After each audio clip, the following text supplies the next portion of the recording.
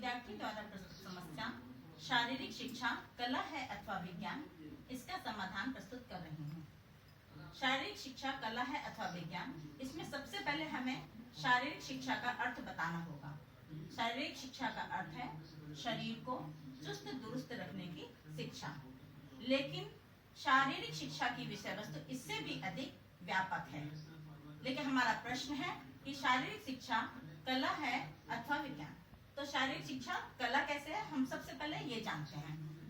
लेकिन कला कैसे है, इससे पहले ये जानना होगा कि कला है क्या।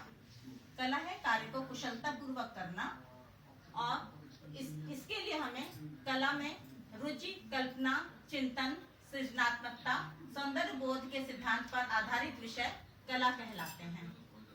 शारीरिक शिक्षा की विषय वस्तु में गृह विज्ञान, योगा, मनोविज्ञान एवं क्रीड़ा संबंधी जानकारी का समावेश किया गया है, ताकि बच्चों के शरीर को स्वस्थ रखा जा सके, उनके मनोस्थिति को समझ करके हम उन्हें शिक्षा प्रदान कर सकें, और क्रीड़ा के लिए किन किन कुशलताओं की आवश्यकता है, यह भी शारीरिक शिक्षा की विषय वस्तु में शामिल किया गया है। इस प्रकार स्पष्ट है कि शारीरिक शिक्षा कला है। अब शारीरिक शिक्षा विज्ञान कैसे है, तो इसको जानने से पूर्व हमें जानना होगा कि विज्ञान है क्या, उसमें ऐसे कौन कौन से गुण हैं जो उसे विज्ञान की श्रेणी में खड़ा करते हैं।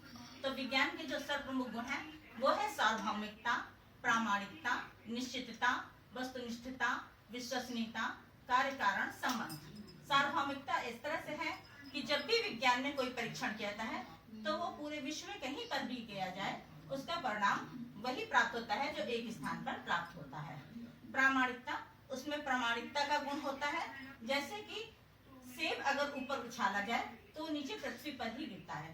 तो ये प्रमाण है कि कोई भी वस्तु ऊपर उछाली जाए तो नीचे ही गिरेगी, क्योंकि पृथ्वी में गुरुत्वाकर्षण का गुण होता है।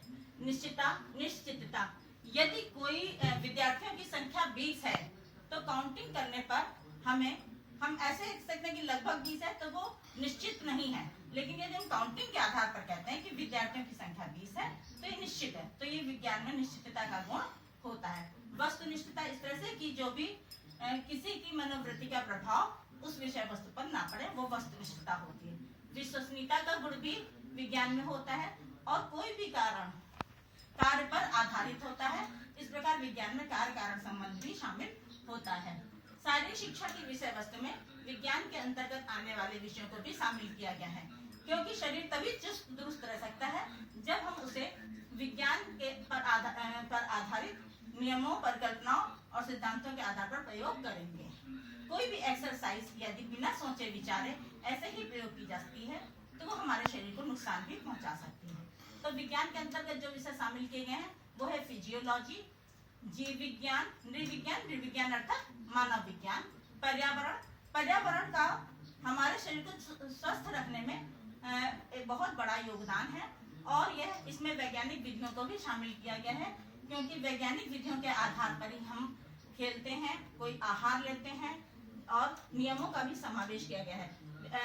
शारीरिक शिक्षा में संतुलित आहार विषय शामिल किया गया है। यह कला पर भी आधारित है, क्योंकि उसमें जो पाक कला है उसको पूरी कुशलता से बनाना, चिंतन शक्ति का प्रयोग करते हुए बनाना कला है। लेकिन विज्ञान पर भी आधारित है, क्योंकि हम जो भी मात्रा प्रयोग करते हैं या जो बल प्रयोग करते हैं वो विज्ञान के नियमों के आधार पर करते हैं। इस प्रकार शारीरिक शिक्षा कला एवं विज्ञान दोनों ही है। कला इसलिए क्योंकि हम उसमें चिंतन शक्ति का, कौशलों का प्रयोग करते हैं। विज्ञान इसलिए क्योंकि हम पूर्ण प्रामाणिकता के साथ, पूर्ण सत्यापनिष्ठता के साथ उन नियमों का प्रयोग करते हैं, जिससे कि कोई भी विषय वस्तु प्रभावपूर्ण हो और जिसको तर्क के आधार पर प्रमाणित किया जा सके। शारीरिक संरचना हमारी विज्ञान पर ही आधारित है। धन्यवाद।